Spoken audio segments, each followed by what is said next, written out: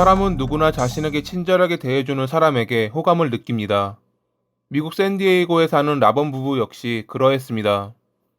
자신의 농지에서 노년을 보내고 있던 제럴드 라번은 아내 캐롤린 라번의 간호를 위해 사람이 필요했습니다. 장성한 자식들이 있었지만 그들은 일 때문에 멀리 살았고 고령인 자신이 아내를 돌보기에는 벅찼기에 간병인을 필요로 했던 제럴드. 그런 그는 인터넷을 통해 데니스 구딘이라는 간병인을 구할 수 있었습니다. 데니스가 그의 집으로 온 시점은 2010년 9월 초로 이미 캐롤린의 병세는 악화되어 언제 죽을지 모르는 상황이었습니다.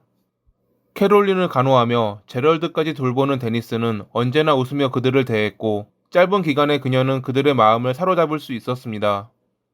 제법 깐깐하고 고집 있는 제럴드였지만 아내를 잘 돌보고 세심하게 신경 써주는 데니스의 모습에 그는 그녀에게 감사함을 느꼈을 것입니다.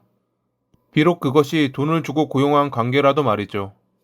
폐암을 앓았던 캐롤린은 결국 데니스가 오고 한 달 만에 사망했고 제럴드는 이젠 간병인이 필요 없다며 데니스에게 작별을 고했습니다. 자신은 이제 캔자스시티에 사는 딸의 집으로 이사해서 노후를 보낼 거라 말하며 말이죠.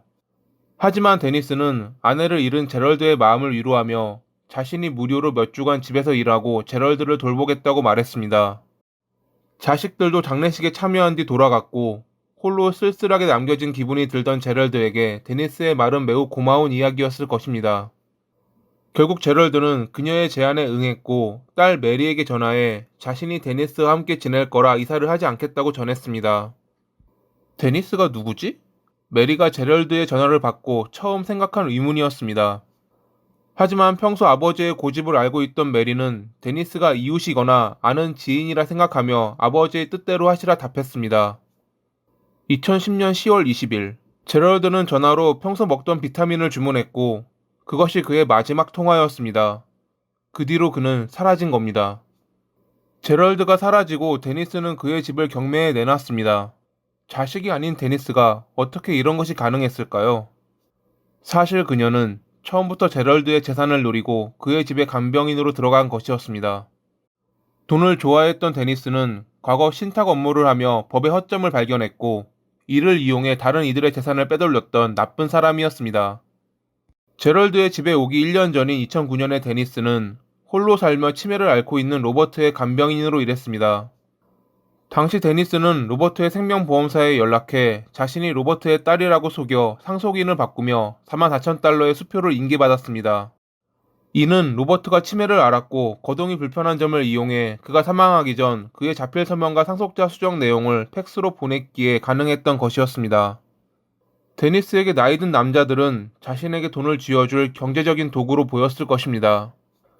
당시 44살이었던 그녀는 여러 사이트에 고령의 몸이 불편한 사람들을 잘 돌보며 숙식 제공 가능한 곳을 찾는다는 글을 올렸습니다. 그것을 본 제럴드는 데니스에게 연락했고 그녀는 제럴드가 아내를 잃자 그의 돈을 빼앗기 위해 작업에 들어간 것입니다. 캐롤린이 사망하기 전 데니스는 그녀를 사칭해 부부의 투자 계좌에 접근했고 자신과 제럴드의 이름으로 새로운 계좌를 개설했습니다. 그녀가 사망한 날 그 새로운 계좌로 4만 달러가 넘는 돈을 송금했던 데니스. 그 뒤로 3주 동안 그녀가 한 것은 제럴드의 마음을 사로잡아 그의 모든 재산을 자신에게 양도하도록 하는 것이었습니다. 홀로 남겨진 제럴드는 자신을 위해주는 데니스에게 금방 마음을 빼앗겼고 자신의 자산에 대한 결정권을 그녀에게 양도했습니다. 그것이 데니스가 제럴드의 집을 경매에 내놓을 수 있었던 이유였습니다. 이 당시에도 제럴드의 자식들은 전혀 상황을 모르고 있었다고 합니다. 아버지가 사라지고 며칠 동안 딸 메리는 데니스와 연락을 시도했고 겨우 연락이 닿은 그녀에게 아버지의 행방을 물었지만 그녀는 제럴드가 카르멘이라는 여성과 라스베이거스로 떠났고 이것을 가족들에게 말하는 것을 꺼려했다 밝혔습니다. 그리고 잠시 후 제럴드의 핸드폰을 통해 메리에게 전화가 걸려옵니다. 하지만 전화기 너머 들려오는 목소리는 아버지의 목소리가 아니었습니다. 자신을 카르멘이라 소개한 여성은 제럴드가 더 이상 자신을 찾는 전화가 오길 원하지 않는다고 말했다며 전화를 끊었습니다. 이때까지도 메리는 아버지가 말년에 새로운 사랑을 만나 떠났다고 생각했지만 2011년 2월에 그녀의 생각은 바뀌게 됩니다. 매년 어떤 일이 있더라도 자신의 생일에는 생일 카드를 보내왔던 제럴드가 올해에는 보내지 않았던 겁니다. 메리는 다시 데니스에게 전화를 걸어 아버지의 행방을 물었고, 데니스는 그녀에게 제럴드가 카르멘과 멕시코로 여행을 떠났다 답했습니다.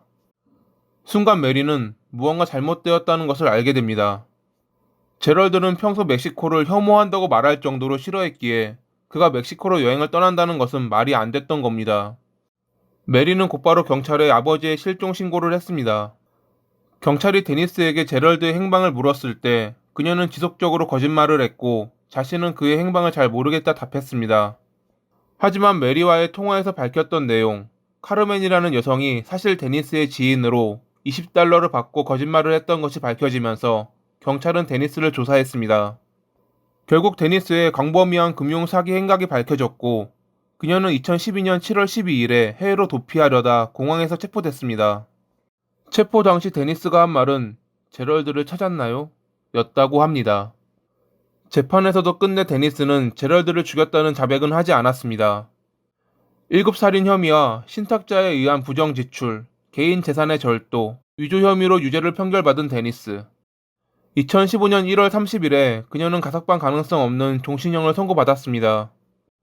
아직까지도 제럴드의 시신은 발견되지 않았습니다. 아마 데니스는 끝까지 입을 열지 않을 것입니다. 돈 때문에, 자신의 욕심 때문에 해서는 안 될 짓을 벌인 데니스. 그녀가 평생 고통받기를 바라며 이만 글을 마칩니다. 오늘도 봐주셔서 감사합니다.